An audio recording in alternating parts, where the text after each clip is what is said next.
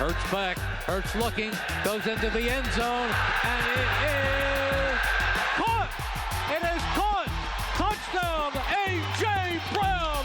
I don't know how he put it in. He was near the sideline. What a play. It's one for the highlight reel. That is unbelievable.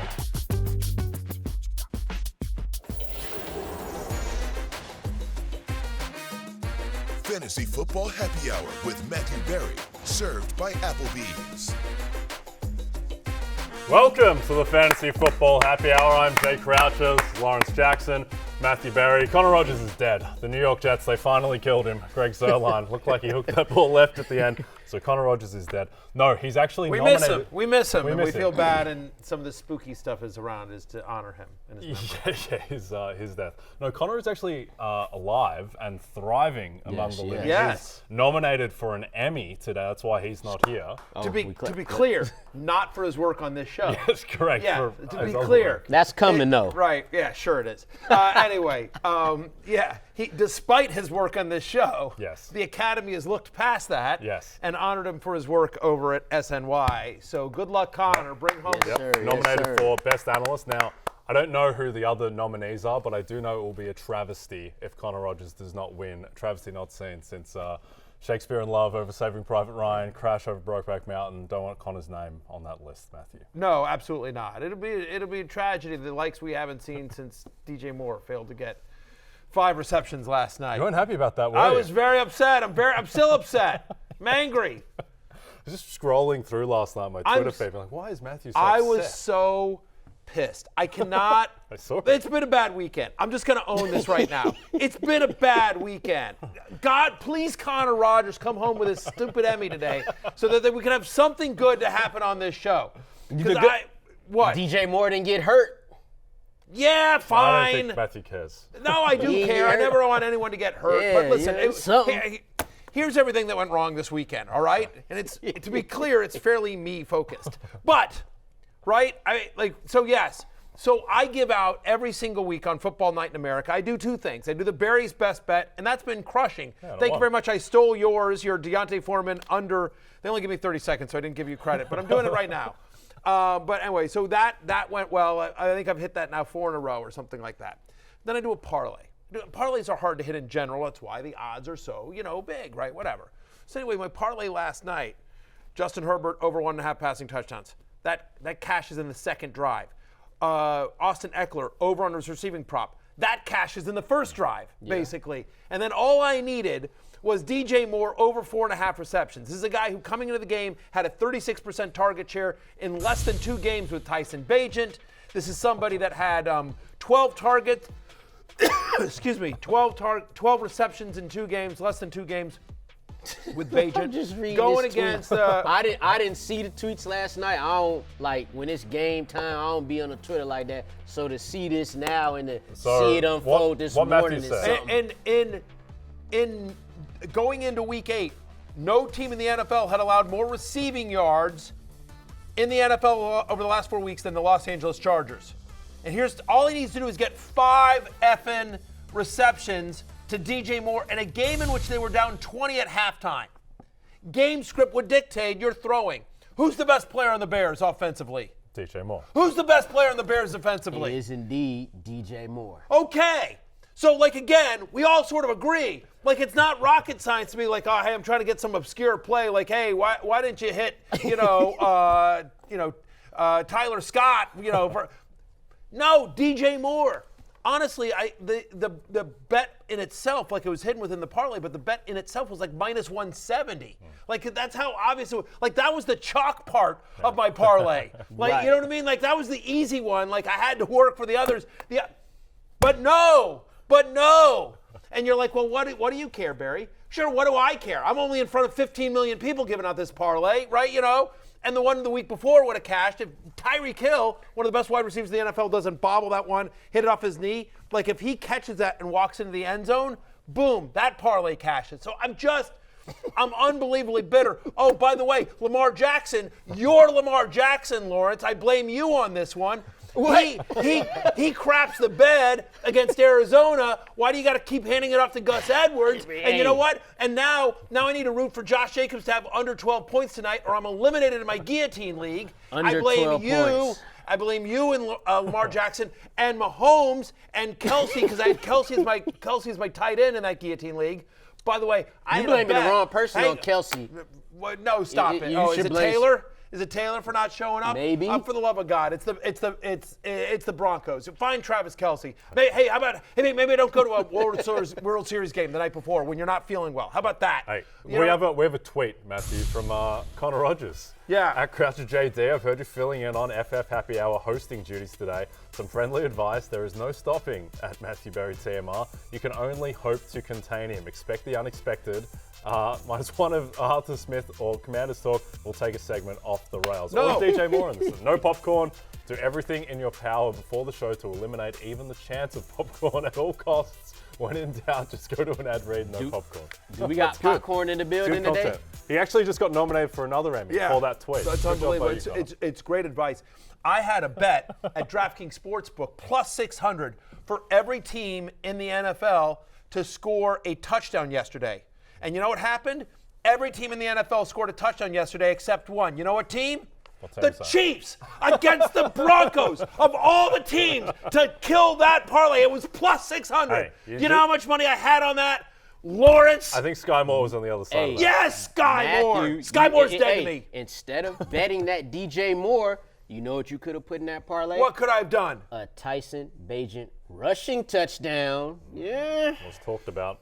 We just talked about this is true. You had that. yesterday. It I was gotta at say, plus that 500. was your It pickup would have lines. done you much better than DJ Moore Stop catching it. 5 The measly pickup lines are like passes. 24 and 2. The pickup lines are unbelievable. Both of you. He didn't shots. even have a rushing yard. He had -1 Right, I know. rushing yard.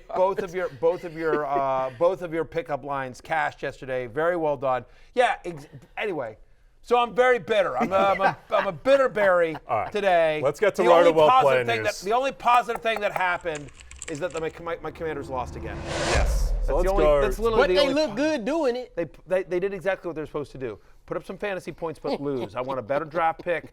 I want the current administration gone. Like hey, let's go. I have to say that yesterday I thought Sam Howell was magnificent until the two biggest throws of the game on 3rd and 4th down where he completely butchered them. But Lawrence, let's start with the better news with A.J. Brown. 6th straight game of 125 plus receiving yards. He's playing like the best receiver in the NFL right now with Tyreek Hill. I don't even know what more we could say about this guy. He's up in that upper echelon now of top tier receivers when we talk about a Justin Jefferson, Tyreek Hill. He's right there. He's wide receiver 2 right now in total fantasy points. He's 5th overall in fantasy points, including running backs and quarterbacks, only behind Tyreek Hill, CMC, Josh Allen, and barely behind his teammate Jaylen Hurts. So this guy, he's separated from Devontae Smith. We now see that Devontae Smith can have his good games, but A.J. Brown still be that elite fantasy monster that he is. Yep, and on the other side, Matthew, Devontae Smith finally gets right against your Commanders. Yeah, I mean, listen, this was a game script that obviously benefited that as well. So, really great to see him sort of get up the schneid here. 7 for 99 and a touchdown on 7 targets. He caught 100% of his targets. His first receiving touchdown and his most receiving yards in a game since week 2 as well. 20% target share now in 5 of 8 games. And we've talked about this. A.J. Brown's always going to get his. And then it's really, is it going to be a Goddard game or a Devontae Smith game? This offense isn't built to support 3 fantasy-relevant pass catchers week in, week out. Dallas Goedert 4 for 36. I mean, it doesn't feel like we have yet to see, and I just don't think we're going to see it consistently, that you're going to see all 3 guys go off because their running game is so good. Jalen Hurts is so good with his legs as well. So this was nice to see. It's a positive. They play Dallas next week. Let him string 2. I mean, listen. He did what he was supposed to do. In a game in which the Eagles were actually trailing and having to throw, game script worked for him. Yeah. He played positively. But again, the touchdown was completely blown coverage, and he's been inconsistent. So still a volatile wide receiver 3 with upside for me. Yeah. But a step in the right direction. Dallas and then a bye next week. So I'm not ready to be like, oh, yeah, all is good. I think the sneaky thing with that passing offense, though, is that Jalen Hurts, He's not right at the moment physically. No. He was limping to the line of scrimmage yesterday, and he only ran the ball 4 times for 6 total yards on the ground, had the fumble on the tush push, but he's doing it through the air, and that's good news for Devontae Smith and A.J. Brown. The total in that Dallas-Philly game is 46.5. I think that's too low. I think that's going to be an absolute shootout, particularly given Hurts can't run the ball as much, so I think they'll be throwing through the air. I agree. Throwing through the air against Philadelphia yesterday, Lawrence, was Sam Howell, 397 yards, 4 touchdowns. That's his name. Yeah. Is he... Yeah. Future Hall of Famer Sam Thank Howell, you. Who looked the part. He's definitely a future fantasy Hall of Famer. Look, these 2 games, the Eagles versus the Commanders, they nearly looked identical. And Sam Howell himself, quarterback 8 right now in total points. The last 5 games, he's averaging 41.5 passing attempts per game. So through strictly volume alone, you'd at least trust where you're going to trust him in this situation. Terry McLaurin, and I think Logan Thomas as well. But, Eagles versus Commanders, if you could have that week, if you could have them 2 teams play each other every week, Sam Howell be QB1 every week. And that's exactly what he was here, as you see on the screen in week 8. Yep, and the big beneficiary, Matthew, is Jahan Dotson on your side. Yeah, which is exciting, right? Career high in receiving yards, double-digit targets for the first time in his career as well. So, look, he's now had 8 targets in back-to-back games. That's the first time in his career we've seen that. He's always had a knack for getting in the end zone when they can get him the ball. But it's nice to sort of see the volume here. So, again, they're at New England next week, then at Seattle, home to the Giants, at Dallas. It's a tough stretch here for my Commanders. It's positive, right? But I don't know. Again, I'm not ready to be like, oh, we'll talk about this more tomorrow, and I'm sure he'll be on the waiver wire list as well. But I think this was more a result of the fact that they threw the ball 52 times. Yes. They didn't feel like they could run the ball effectively against the Eagles, which correctly they could not. Yeah. But I do think my takeaway here is less about Dotson and more about Howell, who, again, all jokes aside, I think is a viable top 12-ish quarterback. Still available in 55% of leagues. Like, if you've just lost Kirk Cousins, Sam Howell should be the number 1 target on the waiver wire. If you have him sitting on your bench, I think he's a viable trade option to a QB-needy team in your league. McLaurin's locked in, and I think there's enough volume, and Howell's playing well enough that Logan Thomas, given how low the bar is at that position, that Logan Thomas is in the low-end tight end 1 conversation. It's nice to see from Dotson, but I'm not ready to, again, similar to Devontae Smith, and even less because I prefer Smith talent-wise, and I prefer his situation better. I'm not ready to be like, oh, yeah, I'm all in on him. So and just to note, Jamison Crowder had 7 receptions for 95 yards and a touchdown. That's his best game in 4 years. So, again, that's a product of them throwing the ball 52 times. So you should be a little weary of the Jahan Dotson moving forward. I would argue 98% of fantasy managers didn't even realize Jamison Crowder was on the Commanders. They're like, I thought he retired 2 years. He's back. He's like a Cole Beasley type of right, operator. Exactly. I think the best stat for Sam Howell, I know he had the 397 yards and 4 touchdowns. Best stat, only 1 sack. Correct. Dropping back that many times. I didn't think that was possible. The fact that he was able to do that shows perhaps a skill improvement just in his awareness. Yeah, listen, and it was an aggressive play calling from Eric Bieniemy, which is, I think, what's going to happen as well. It's going to be tough for them to run on the Patriots, I think, as well. So they'd like to be a little bit more balanced, but no, Howell can sling it. He reminded me of like Blake Bortles a little bit. Remember back when Blake Bortles. I thought we were friends. He used to rack up the numbers. I I've been watching Desmond Ridder for so long. Blake Bortles. He was bad at actual I once football. had a trade vetoed trying to get Blake Bortles, and I was giving away a young Stephon Diggs, and they was like, no, you can't have Blake Bortles because he's a top 10 quarterback. I'm like, what? Hey, Blake Bortles went into Foxborough in the AFC title game and played Tom Brady to a draw. So this is factually correct. Let's not forget about that. Shout out to Blake Bortles. By the way, ripping they should have won that game. They should have won that game. It was Miles Jack, right? Yep. Who got the touchdown return? They got this. Blake Bortles Jags got screwed days. in that game. Yep. Jags got screwed in that game. Okay, let's go to Cincinnati, San Francisco, perhaps the most surprising result of the day outside of Kansas City, Denver. And the big story here, Matthew, is that Joe Burrow looks all the way back. I think the big story here is that the Bengals offense looks all the way back. I mean, we talked about this on Fantasy Football pregame. Out of the bye, fully healthy, we expected the Bengals to be good. Did we expect Joe Burrow to be the number 4 quarterback in fantasy? I don't know that we expected that much, but we expected him to look good, and he did. He looks like Joe Burrow. He looks like FantasyLife.com investor Joe Burrow is what he looks like, right? Look, as we head into Monday Night Football, he's the 4th best quarterback in fantasy. You see it there on your screen. Chase, Mixon, and Burrow all top 10 of the position. Burrow and Chase top 5 at their position as well. I think one of the positives here, just to sort of underline, Joe Burrow is back, 43 rushing yards. Yep. Clearly the calf no longer bothering him. Over the last 3 games, he's averaging over 21 fantasy points per game. To me, the exciting thing here is because Chase is a superstar. It's great to see Burrow back, but the positives are T. Higgins, 5 for 69, not great, but again, better than what we've seen, starting to get involved. And Joe Mixon, who we talked about on Friday with Denny, about as a positive regression candidate. Good call, Denny. He was on the hate list for me. Bad call, Barry. But honestly, I still had right. But even in the love-hate show that we did last week, I was just like, look, you're probably starting him. I'm 18. I'm worried about, will he be able to get into the end zone? And he was able to. So it was actually a really nice run. Good to see him get going. It's his first 20-point game of the season. One of the points that we made with Denny on Friday was he gets all their red zone touches. So I thought this was a positive for the entire Bengals offense, and I think going forward, you're obviously starting with confidence everyone that you have on that team. To see it happen versus a 49ers defense who ranks top 5 in the rushing department. Also, too, for this offense as a whole, you saw Joe Burrow throw the 3 touchdowns. 2 of those were to Tyler Boyd. The other one was to rookie wide receiver Andre Yoshevach. So that just shows Joe Burrow was locked in. There was a point in that game where he completed 19 straight passes, so he was very much locked in. The offense looks back to normal.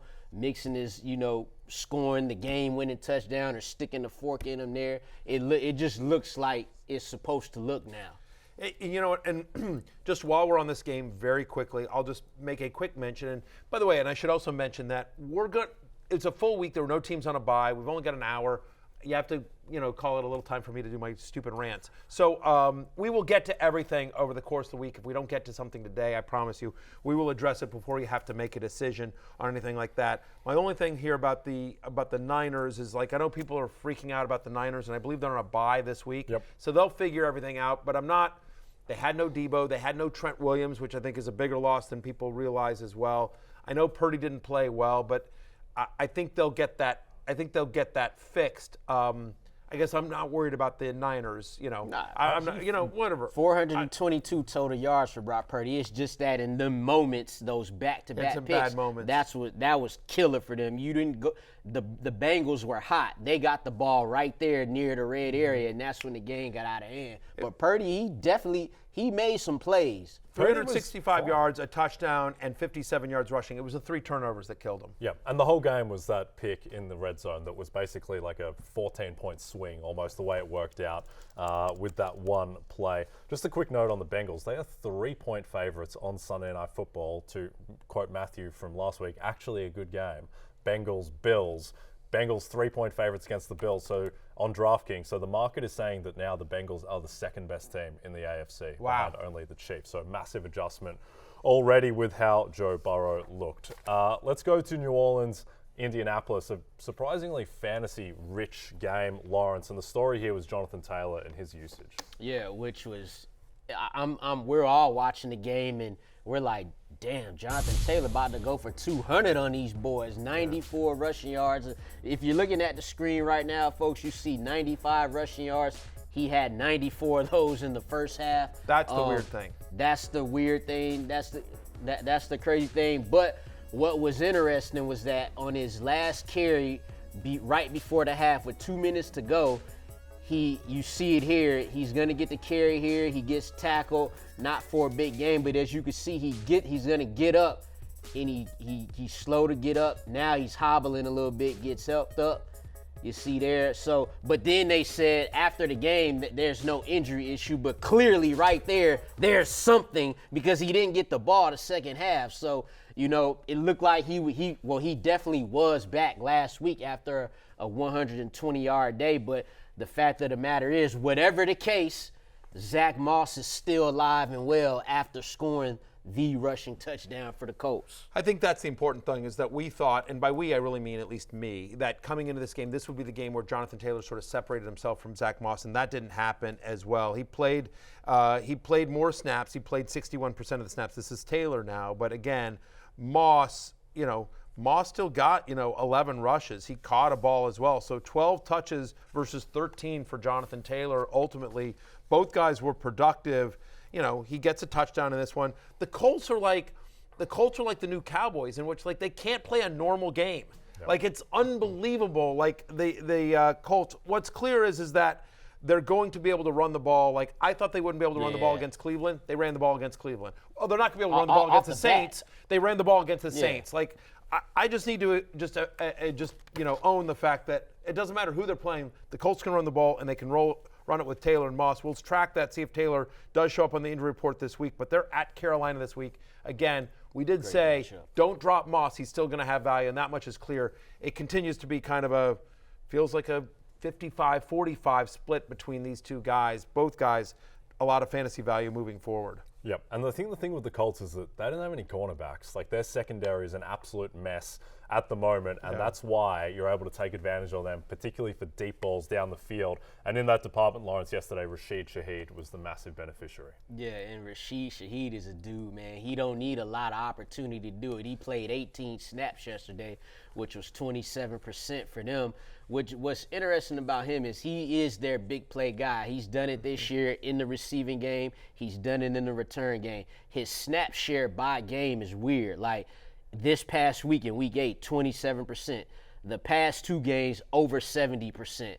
The past 2 games prior to that, he was in the 50s. So it doesn't seem like they know when and how they want to use him, because it's like they have their structure with Olave and Michael Thomas, but clearly he's been their most explosive player. He's got 2 other games this season too with at least 85 receiving yards, but in those 2 games he has at least 6 receptions. So it's up and down for him. He could score a big play at any time, anywhere on the field, but you never know when it's going to come. I do have him in one league, but it's a 20-team league. Which is fine. You throw him in there, and when he scores, like, oh, hey, you good. Right. He is, like you use this analysis a lot in the preseason. Like, I like him in best ball. Yeah. But this is a guy that you like in best ball. I mean, again, like monster game, right? 153 yards and a touchdown. He got 3 targets.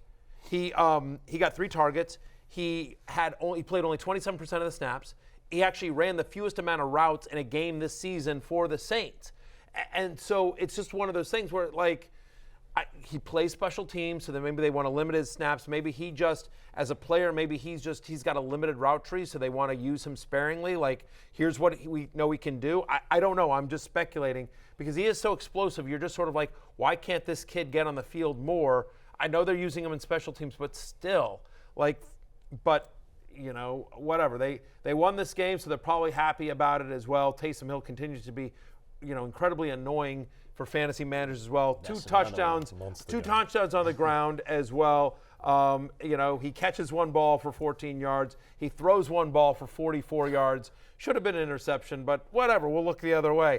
I guess tie goes to the runner or something like that, right?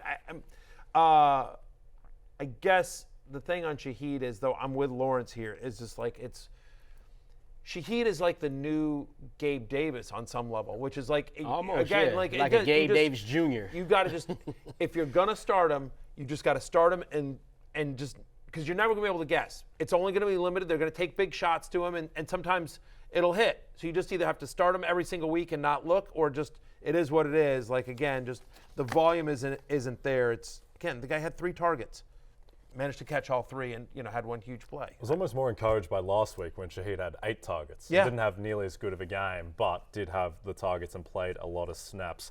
Let's get to Rams, Cowboys, a game that was Another all over tough the game place. day at the office, though, for Chris Olave. 5 for 46 on just 9 targets. And also, congratulations to Alvin Kamara. Yep. The Ponzi scheme disappears and he just has a really good, normal game for an NFL running back without requiring 13 receptions. Let's get to Rams-Cowboys. The story here, Dak Prescott and CeeDee Lamb, Lawrence, they show how explosive the Cowboys passing game can be. Yeah, and they're starting to string these performances together. Dak QB3 in Week 8. He's actually quarterback 1 on a points per game basis over the last 3 weeks. CeeDee Lamb, the top wide receiver in that same span, he brought in 2 touchdowns this week. It's getting interesting here because I even talked about yesterday, if Dak could, keep it up on the ground, then we would like his fantasy value. He said, nah, Lawrence, none of that. I'm gonna just throw for this 300 yards, these 4 touchdowns. We gonna get after the Rams ASAP and give them no shot. He's been on point. Dak Prescott has played 1 bad game versus the Cardinals and 1 horrible game versus the 49ers. He's been solid, and now he's becoming pretty good.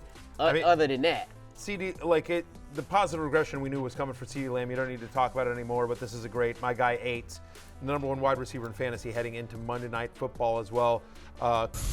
Back-to-back games now with at least 7 receptions and 115 yards. So we're seeing this. It'll be interesting to see what they do against the Eagles next week. That'll be a great game. But to your point, I think the bigger takeaway here is that you are right.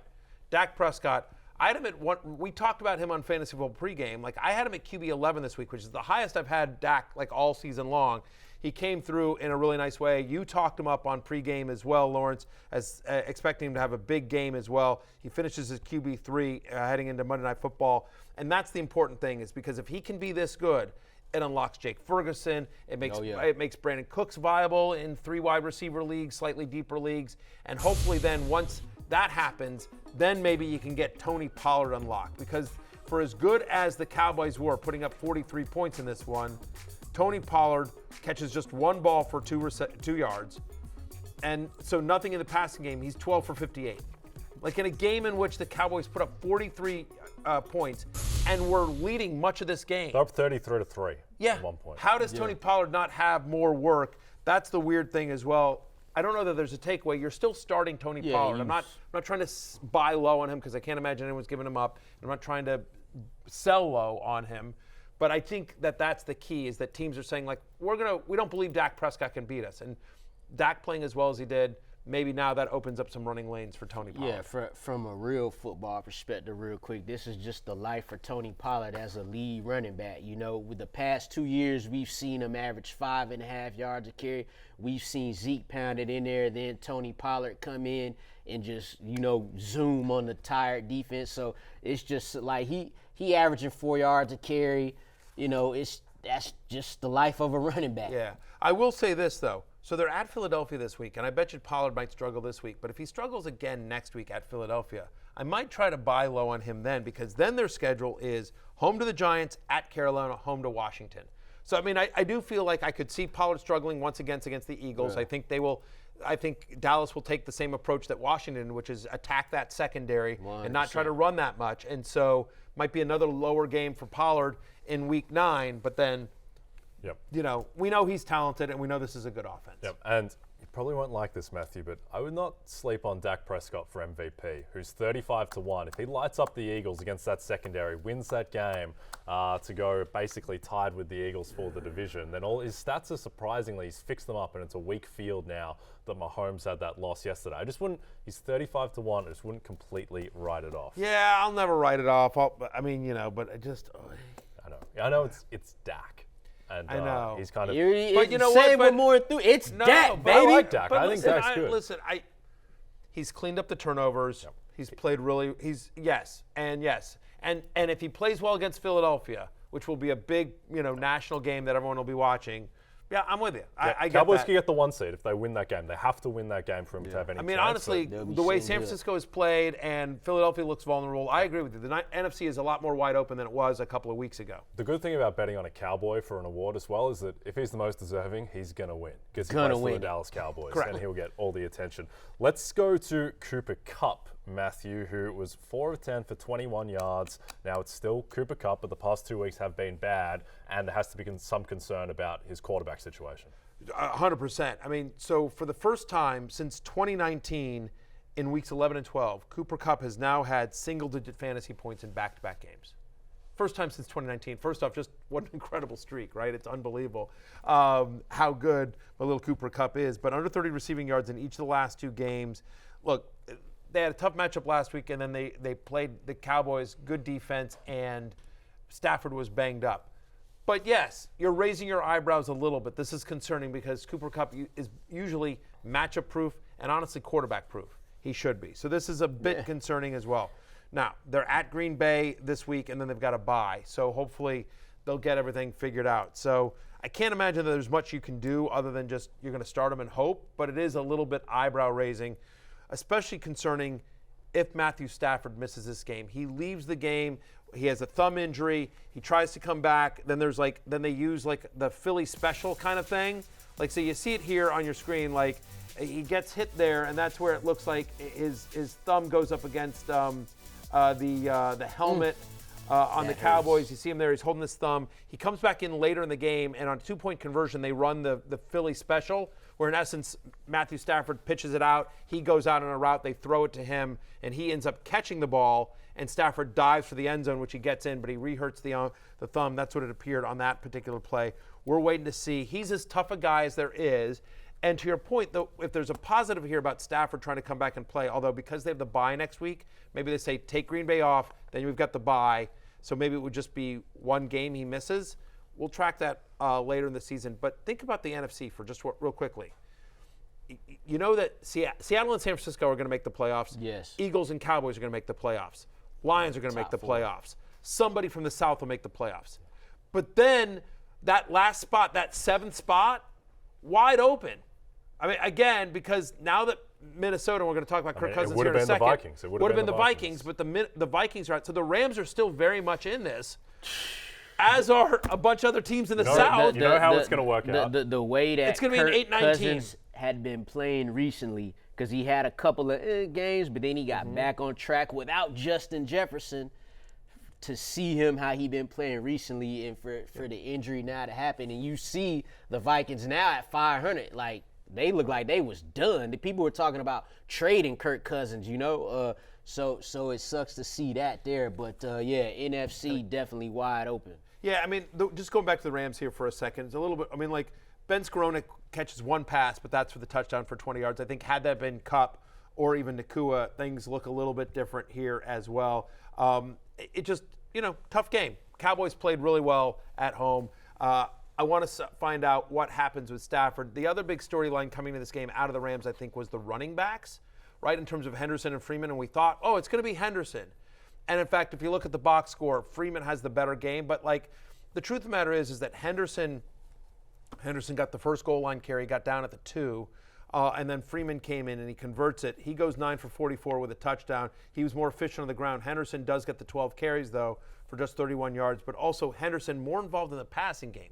He gets 3 receptions for 54 yards as well. So taking out the touchdown, he had 15 he had 15 touches in this game. He had more total yards. Freeman gets the touchdown. Feels like it's going to be a little bit of a hot hand. Yeah. I think I'd still rather have Henderson because the passing game usage. Too. He got more carries, he got more touches. I know Freeman was more efficient and he fell into the end zone, but Henderson did get a look there. If they have to go to a quarterback, if Stafford misses this game, you'd expect them to want to run the ball quite a bit.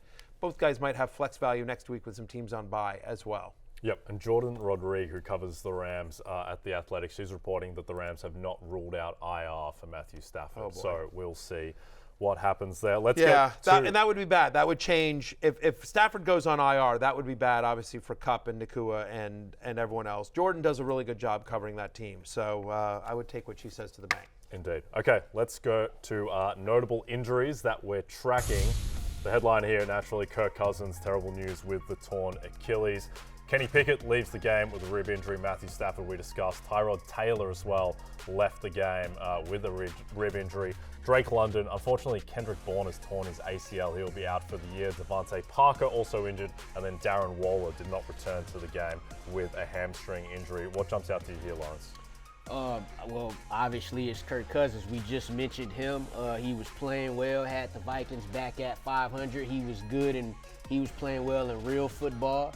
well in fantasy football. And this is, like you mentioned earlier, Matthew, picking up a guy like Sam Howell to replace somebody that you're using in Kirk Cousins. But the quarterback situation here now for the Vikings, when you had a Jordan Addison who was thriving, that's going to change things for them. So that's what sticks out to me the most.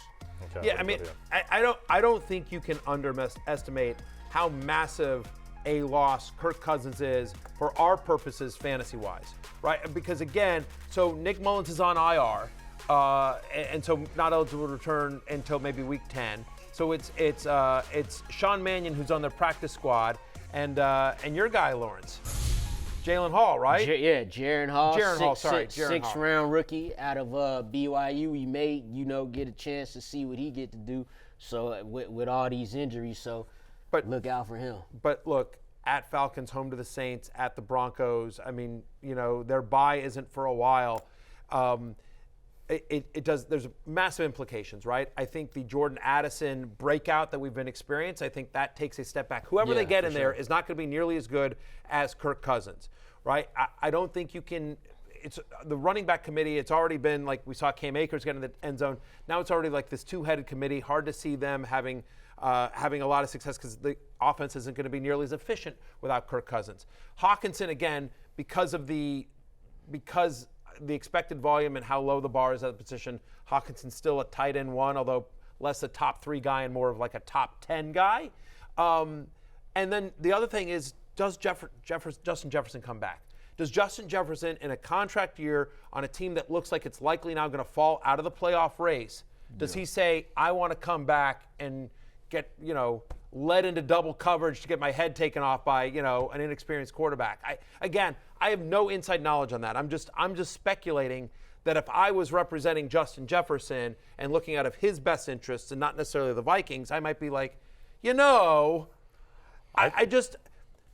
there's much less motivation today than there was 2 days ago for Justin Jefferson to return promptly. Yep. Yeah. I think the Vikings are the most interesting team to watch ahead of the trade deadline in a way, just because they are 4-4. They're still in the NFC playoff picture.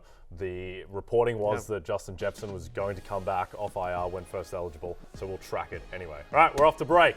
When we come back, Weekend Warriors and Sunday Scaries. More about the Cousins injury this week, but it's massive. Massive. 3 receivers to the left, 2 to the right. Levis looking to throw it. Throws deep downfield. There's Hopkins all alone. 20, 15, 10, 5, end zone. Ladies and gentlemen, give him 61 yards. Touchdown, Titans. The trifecta. Levis to Hopkins. Not once, not 2, but now 3 times on the afternoon. That all deserves a hell yes. Incredible radio call on Westwood One. Will Levis, 4 touchdowns. Tighten up, as they say, in Nashville. And Will Levis, I think, in a way, was the story of yesterday, Matthew. The 4 touchdown passes. Throws absolute dimes as well. These were pristine passes, particularly the 4th touchdown. Now, we'll see how it goes when there aren't just comical busts in man coverage, but at the same time, he was a huge story. Did his job. He did his job. Somebody on that field did at the quarterback position. Hold on. So you telling me Will Levis was the best quarterback standing in the state of Tennessee yesterday? Yes, sir. I think I'm going to have to agree here, and it ain't even close. And I'll go even further. Man, Will Levis, watched him at Penn State, of course watched him at Kentucky.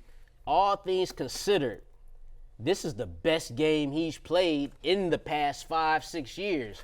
Like, he had these type of games against teams like Northern Illinois and New Mexico State. Shout out to New Mexico State, by the way. We haven't talked about them enough. Granted, again, coverages was busted. You hit your guys. Yeah.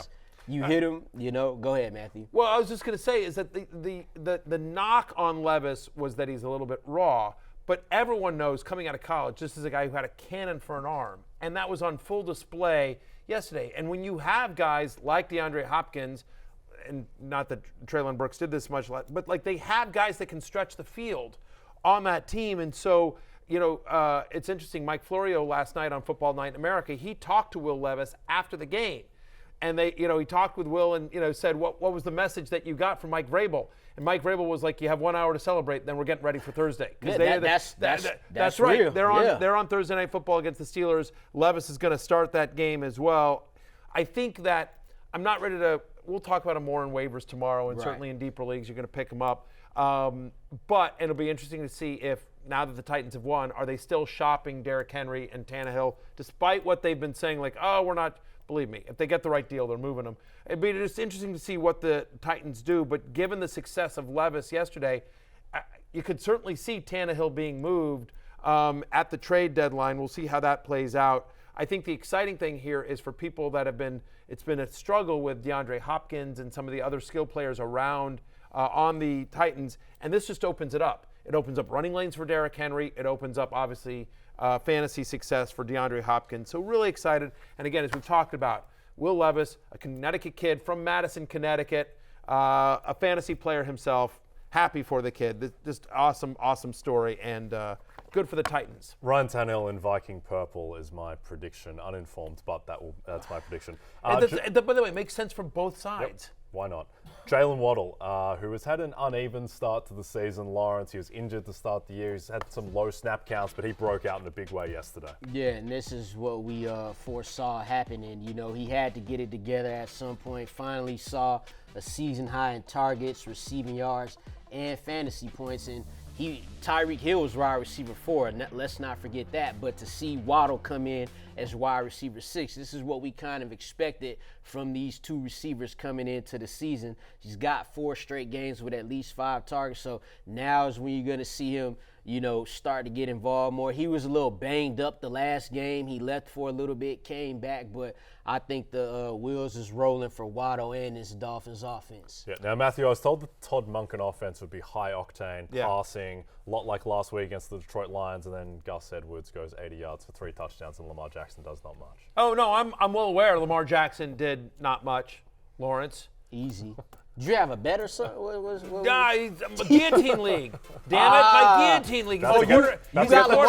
He's the quarterback of my guillotine league. No, not anymore. He's about to be the quarterback of my guillotine league. No, look, you're going to make it through. You're going to make it through. I trust and believe that. I have Hurts. We could trade him straight up next week. No. Different. This is a different guillotine league. I was like, this is the guillotine league that I care about. Okay. Not the one I'm in with you.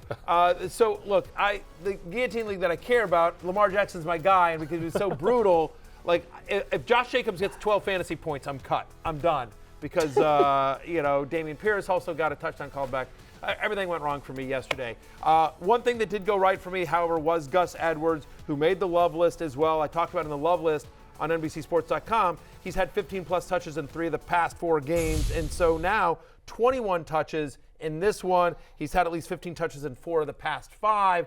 Seems like he's really solidified himself as the starting running back of the Baltimore Ravens. 3rd straight game with 3 or more red zone touches. Obviously, he converts the 3 touchdowns. I don't know that you're expecting that. And he's not really involved in the passing game despite the 80-yard reception, whatever he had the other day, a week ago. But I think this is more real than not. They play Seattle, Cleveland, Cincinnati next. So 3 tough run defenses, but he's been good enough, getting enough volume that I think he's RB2-ish in that range. Yep, and they love to run it when they're getting close. Fantasy legend Austin Ekeler had a big game last night on Sunday Night Football. Yeah, true fantasy legend too, especially for a running back. Austin Ekeler, shout out to him. Only 29 rushing yards on the ground for 1.9 yards a carry, but it doesn't matter here because he went for 94 in the receiving game. And like you said, he cashed part of your parlay on the first drive. Yes, sir. On a screen pass to the end zone. So it's nice to have him healthy. When he's healthy, he's a threat to score every game. He was definitely a weekend warrior for us. It's good to see him back, and good to see him part of the passing attack. Another weekend warrior, Trey McBride, who talked up yesterday, Matthew. Yeah, he was also, by the way, he also made the love list as well.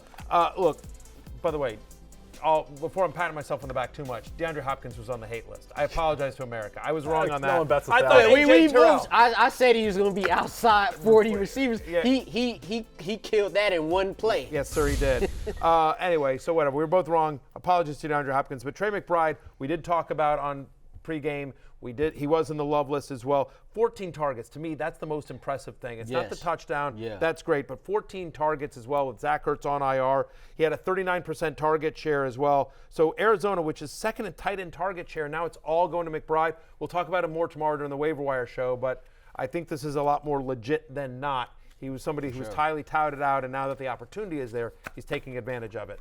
Yep. Okay, let's get to Sunday Scaries, particularly with what is behind us in the studio. I'm going to take the first one by myself. Patrick Mahomes, nothing to be concerned about. Here, he had a terrible game against the Broncos, his worst game as a Kansas City Chief. 24 of 38 for 241 yards and 2 interceptions. Now, he would have had a touchdown to Sky Moore if Sky Moore could hold on to that. I'm riding make this a catch. offer. Yeah, would have been nice if he could hold on to that touchdown catch, but Patrick Mahomes will be fine. Let's see how he plays when he doesn't have an IV drip the night before. I had a parlay of every team scoring a touchdown, and the only one who didn't was the Chiefs. Thanks for nothing, Sky Moore. And when you're sick and getting an IV drip, Patrick Mahomes, maybe don't go to a baseball game the night before. Okay, that's Just fair. saying, something to think about here. Aaron Jones, another Sunday scary. We talked about this on pregame. I don't know what's going on with the Packers. I don't know that there's anyone in the Packers offense that you feel good about at all. Watson and Dobbs, just the Jordan Love looks terrible as well. Aaron Jones has been below a 50% snap rate in every single game. Week 1 was the only time he's had double-digit fantasy points all season long. Matt LaFleur came up before this game and said he's clearly not 100%, even though he wasn't on the injury report. Free Aaron Jones. Free Aaron Jones's hamstrings. I don't know what's going on here, but he's a flex. He's a flex. I mean, he's not getting any work. He's had under 12 touches in every single game he's played this year. Very strange. Miles Sanders, the Carolina Panthers, they had their first win of the season. Lawrence, but Miles Sanders wasn't part of it. Sanders' hamstrings is free, but guess what? He ain't free still. No, sir. Chuba Hubbard outsnapped him 40-12. Yes. And what's interesting is we've seen this trending this way. The coaching staff don't seem too in favor with him after hearing out of Frank Wright. Third straight game of the 35 scrimmage yards. It wasn't just a scary day. It's been a scary season for this man. Indeed. And Matthew, Alexander Mattison goes 16 carries for 31 yards. Cam Akers is coming, though, and Kirk Cousins is gone. Since week 5, he's averaging 2.8 yards per carry. He's had back-to-back game with under 5 receiving yards. He's not part of the passing game as well.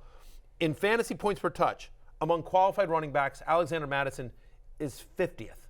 There are 49 other running backs better in fantasy points per touch among qualified running backs than Alexander Mattison. He's been under 50 yards from scrimmage in 3 of the past 4. You mentioned Cam Akers. His role continues to increase. Who knows what this offense looks like without Kirk Cousins?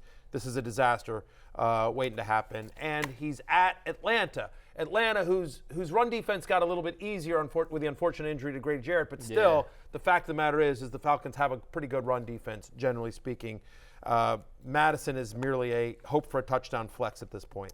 Yep. And our last Sunday scary, the entire Jets-Giants game. Shout out to Connor Rogers, who had to absorb that one. My friend Brad Spielberger, PFF Brad, he tweeted out that Danny DeVito had more passing yards than Tommy DeVito yesterday. The Giants finished with -9 passing yards, Lawrence. Yeah, I mean, then when you just add all the injuries that happened in this game, ugly, sloppy game, Weatherman, it certainly was. It literally was like a Halloween game watching it. The most New York Jetsy game ever, because it was riveting, And they won. riveting at the end and atrocious to watch until 15 that point. 15 punts in this game. I great mean, game. just awful. But I don't know that there's a takeaway other than that Breece Hall's still a superstar. And again, Barkley Barkley is as well. And Daniel Jones is expected back next week. So whatever we know about the Giants that they can throw out, we'll track Darren Waller's injury throughout the week. That's the big one there on that side of the ball.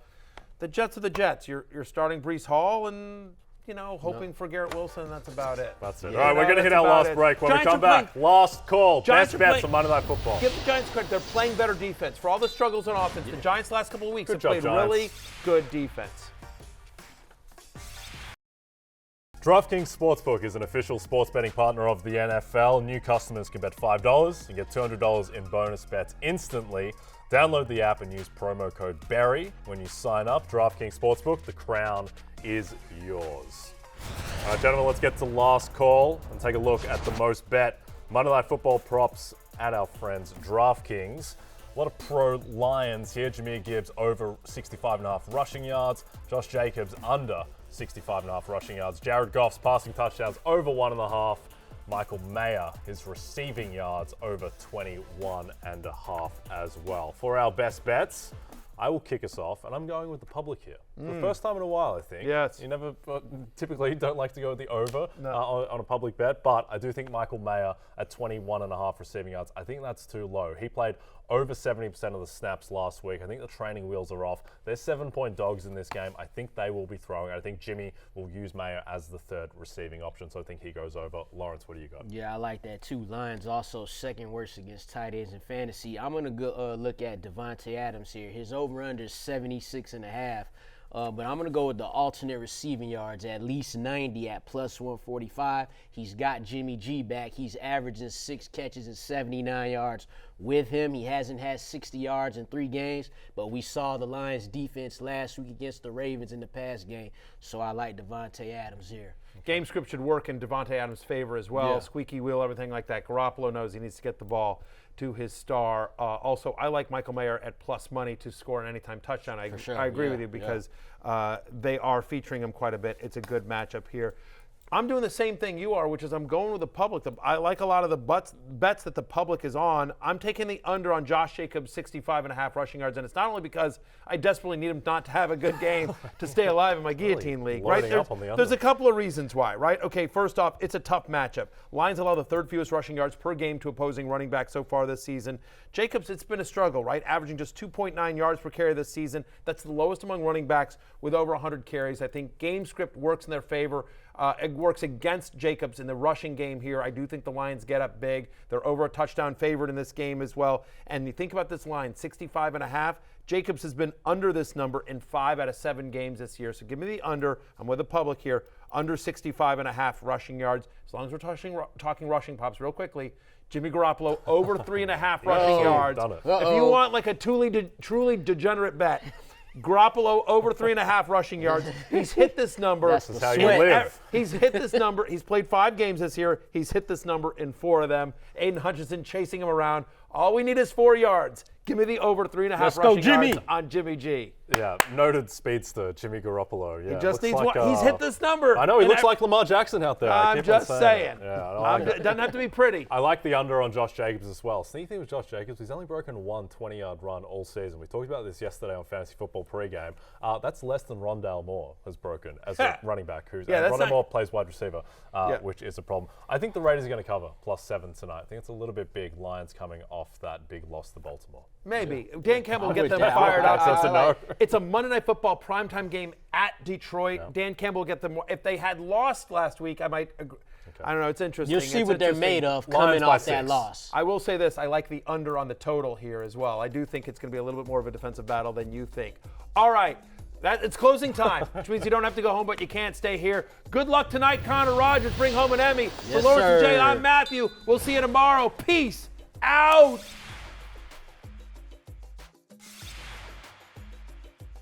Hey, it's Matthew Berry from NBCSports.com and Rotoworld.com, and I want to thank you so much for watching whatever it is you just watched, or if nothing else, being too lazy to click out of the autoplay after this video started, after whatever it is you actually wanted to watch finished.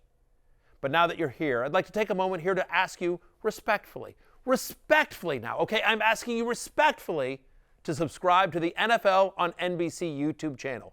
You'll get the latest Rotoworld fantasy news headlines, all sorts of great shows, including my own Fantasy Football Happy Hour. So go subscribe now. Again, I'm asking respectfully.